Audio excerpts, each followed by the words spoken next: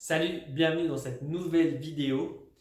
Ça y est, tu as acheté ton bien, tu l'as rénové, tu es prêt à le mettre sur le marché. On va voir ensemble comment rédiger ton annonce. Je suis Xavier, je suis investisseur immobilier en marge de mon activité salariée et en quelques années, j'ai acquis 7 biens pour 1,6 million d'euros. Alors, il y a plusieurs éléments à considérer quand tu vas rédiger ton annonce. Le premier élément, c'est la description de ton bien. Qu'est-ce qu'on entend par description?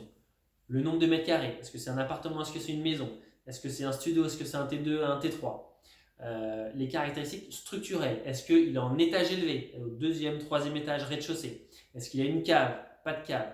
Donc n'hésite pas à renseigner ces éléments-là. L'autre élément que tu dois renseigner sur ton bien, c'est est-ce qu'il sera meublé ou pas meublé. Et s'il est meublé, n'hésite pas d'aller dans le détail des meubles que tu vas proposer. Canapé, canapé-lit, table, machine à laver, machine à sécher, micro-ondes, four. N'hésite pas à donner du détail, ça va aider le locataire.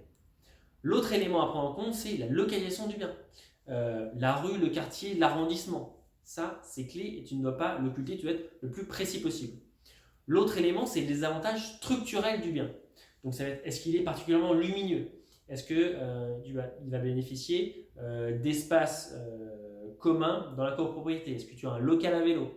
Est-ce que cet appartement, cet immeuble dans lequel se trouve ton appartement est situé dans un quartier commerçant? Est-ce qu'il est proche de supermarchés, de restaurants, de bars? Est-ce qu'il est proche des transports, d'axes routiers? C'est vraiment ces éléments-là que tu dois indiquer pour aider au plus possible le locataire à s'imaginer dans ton futur logement. Et le dernier point, c'est les photos.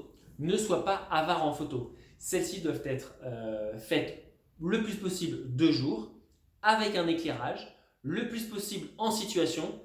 Faire des photos d'un canapé-lit en mode fermé, en mode ouvert, d'une table que tu auras dressée avec les couverts, les verres, pour qu'on puisse se rendre compte de l'occupation du volume et que le locataire puisse se projeter. Et l'autre élément qui est clé sur les photos, c'est de particulièrement soigner la première photo que tu mettras en une de ton annonce. Imagine quand tu vas faire les photos, quelle est la meilleure photo que je dois faire pour ma devanture, entre guillemets, lors de mon annonce. Les autres éléments à prendre en compte, bien sûr dans ton annonce, sont des éléments beaucoup plus pratico-pratiques. Le prix. Mais le prix, c'est détailler le prix sans charge et le prix des charges. Il faut bien faire la distinction entre les deux. Et ensuite, ce sera des éléments sur la location du bien en tant que tel. À quelle date ton bien sera disponible? À quelle date tu comptes faire la visite? Et ensuite, et enfin, d'indiquer tes coordonnées. Et moi, j'ai tendance à t'indiquer de mettre ton mail plutôt que ton numéro de téléphone, surtout dans des zones tendues. Je vais te donner l'exemple de Paris. Si tu veux louer n'importe quel bien à Paris, si tu mets ton numéro de téléphone, tu vas te faire harceler par les coups de téléphone.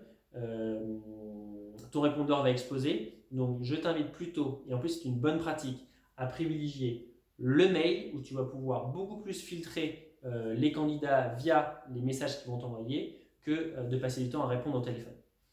Le dernier élément que j'aimerais te recommander, c'est de poster ton annonce 3 jours, grosso modo, avant la date de visite que tu souhaites faire. Pourquoi 3 jours? C'est assez simple. Parce que si tu mets ton annonce trop de temps avant sa mise avant la date de visite, tous les candidats à la location vont potentiellement trouver d'autres biens. Donc moi, ça m'est arrivé de mettre une annonce un peu trop tôt, de prendre des rendez-vous avec des candidats pour une certaine date, et le jour de la date, ces candidats ne sont pas venus. Pourquoi? Parce qu'ils avaient déjà dit oui à d'autres biens qu'ils avaient vus avant le mien. Donc essaie d'avoir une durée assez courte entre le moment où tu as posté ton annonce et la date de visite. Si tu mets tout ça dans ton annonce, tu te garantis les meilleures chances de succès pour avoir de bons candidats le jour J. Je te dis à très vite pour une prochaine vidéo.